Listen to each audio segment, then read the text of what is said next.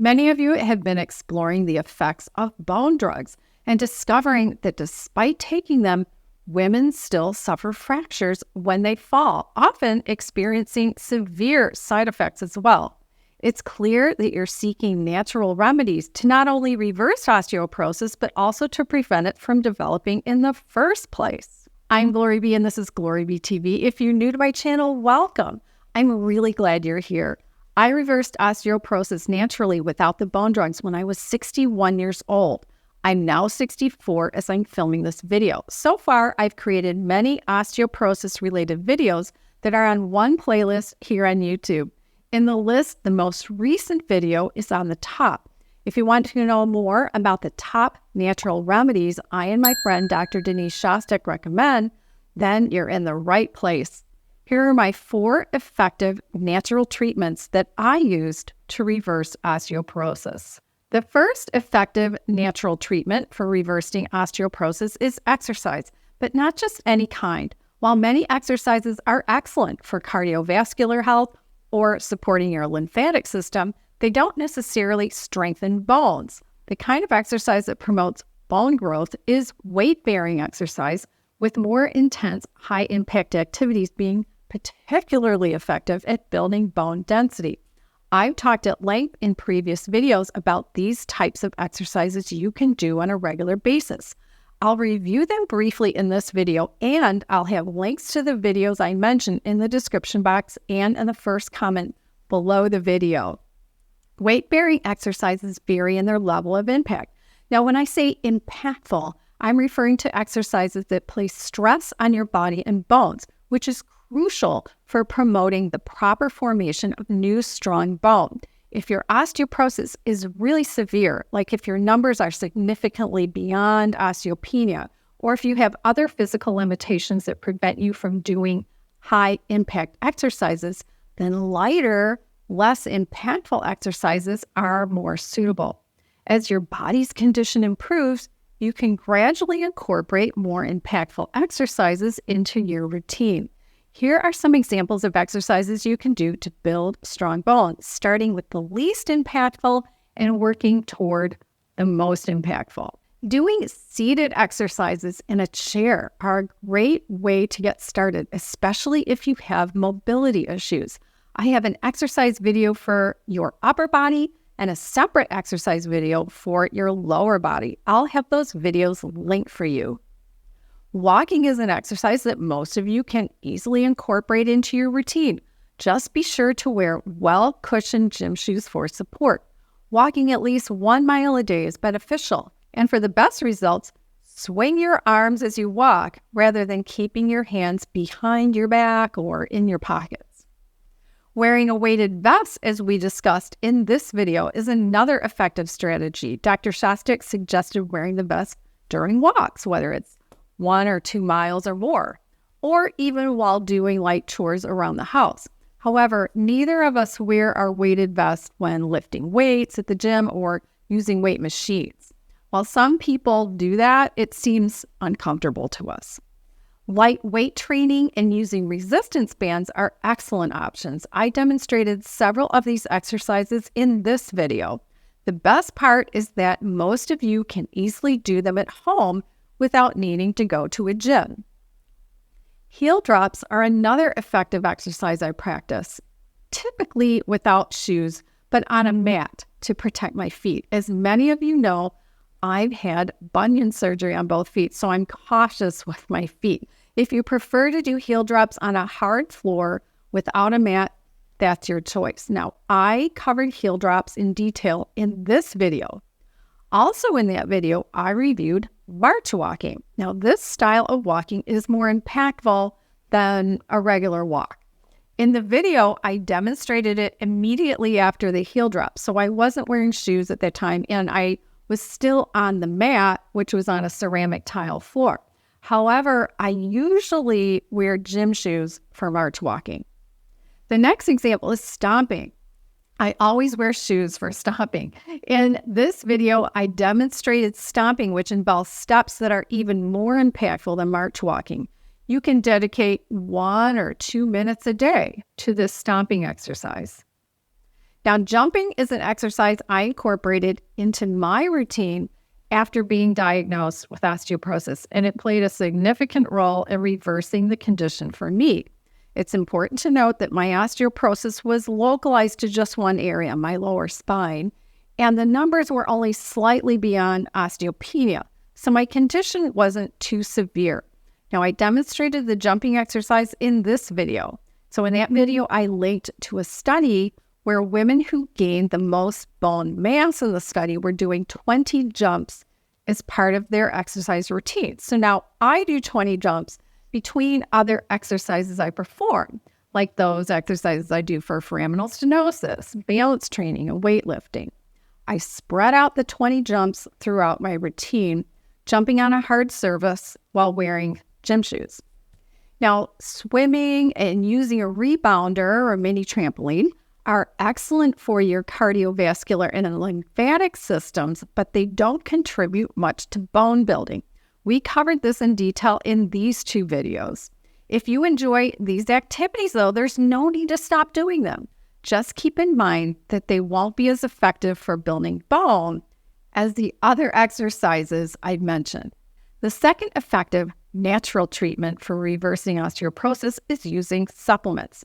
This area is constantly evolving as new studies are published every few months, every few years about which supplements are beneficial, which aren't, and how excessive amounts of some supplements can lead to other issues.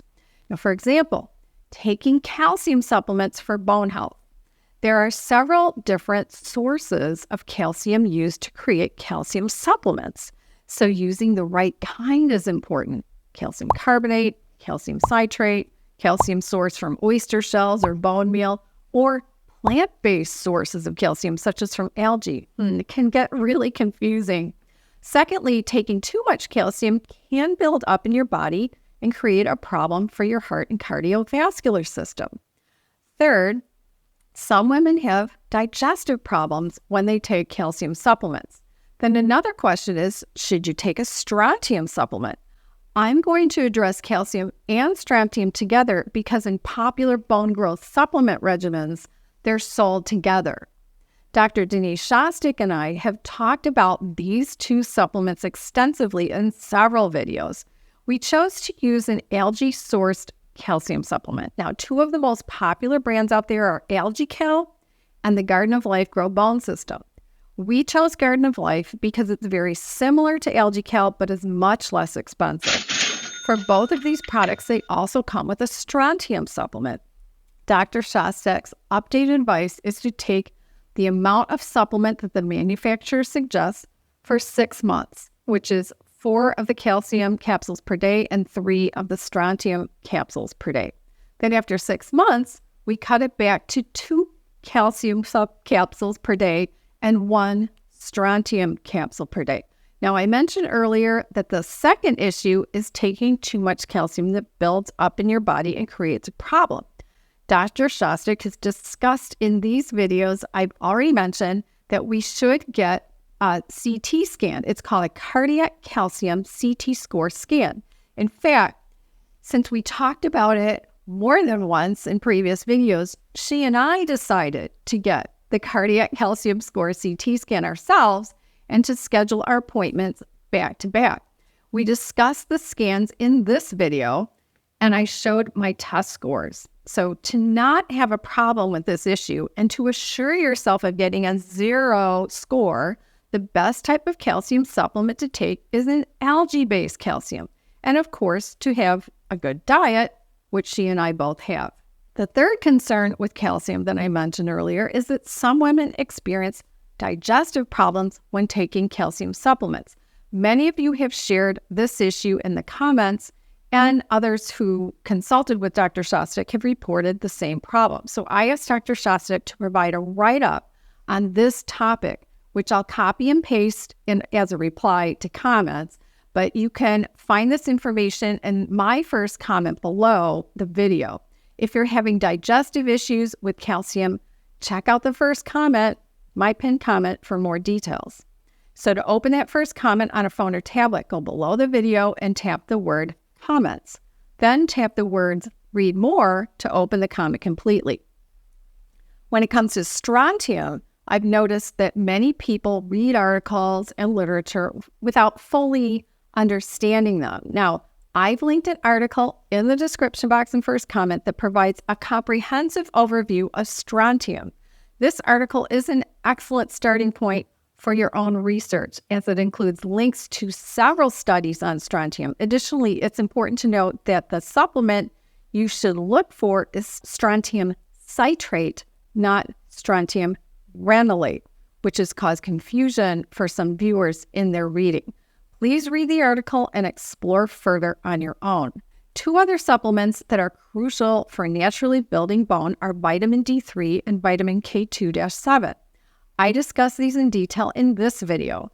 I've been educating people about the importance of taking the right amount of vitamin D3 for several years, as many people are deficient in vitamin D. Adequate vitamin D levels not only support bone health, but also enhance your immune system, helping to ward off colds, flu, and viruses. If you decide to take a vitamin D3 supplement, it's important to have your blood levels tested regularly. I personally get tested twice a year through a vitamin D study I'm enrolled in, which helps me determine the correct dosage. One viewer was surprised that people like me pay to participate in this study, noting that most studies don't require participants to pay. I explained that the studies she's familiar with are typically run by universities that are funded by corporations. In contrast, the vitamin D study I'm part of is self-funded by Grassroots Health. I'll include a link to it in the description box if you're interested in joining it. I maintain my vitamin D levels between 65 and 80 ng/ml. Dr. Shostek's research has found that vitamin K2-7 is helpful for building bone, which she discussed in this video. I'll have links to good sources of K2-7 and to vitamin D3 in the description box. The third effective natural treatment for reversing osteoporosis is the food we eat. Now, in this video, I covered various foods that help build bone and provide easily digestible calcium and other essential nutrients. Improving your diet for better bone health can also enhance overall bodily functions. I grew up eating Twinkie Sofos and Ding Dongs. While I thought my diet was healthier once I got my 30s, I realized at the age of 38, I needed to make a change. Although it doesn't completely reverse 38 years of eating a standard American diet, I learned that it's never too late to improve. So now at 64, I'm the only person in my generation and my family without comorbidities or taking medication, unlike others in my family who have high blood pressure, high cholesterol, heart disease, type 2 diabetes, or cancer, or a combination of those. I also look younger than they do. Sorry, I just do. I know changing your diet can be challenging, so to help you make a gradual, sustainable change, I created a course called Kickstart Your Health. It guides you through the process step by step with videos, PDF modules, and a recipe book. This is how I transform my health. The fourth effective natural treatment for reversing osteoporosis is avoiding certain foods that contribute to bone loss. Now, when our bodies lack essential nutrients, they can draw these nutrients from our bones. For instance, if our body becomes acidic, it will pull nutrients from our bones to balance the acidity. I discussed this topic in these two videos, including how to alkalize your body and test its acidity or alkalinity. Food and drinks like dairy, meat, alcohol, and caffeine can make your body more acidic. I've also linked an excellent article by Dr. Michael Clapper in the description box and first comment. This article from the Health Science publication by the National Health Association provides valuable insights into how food and drink affect bone health, and they've graciously allowed me to share it with you. I've provided you with plenty of research to help you decide on the best steps for naturally reversing or preventing osteoporosis. Be sure to check out the first comment below and or the description box for additional links. You can also start with one of the videos I mentioned. Two of them are linked on the right side of your screen. Tap or click on them to watch, and I'll see you in the next video.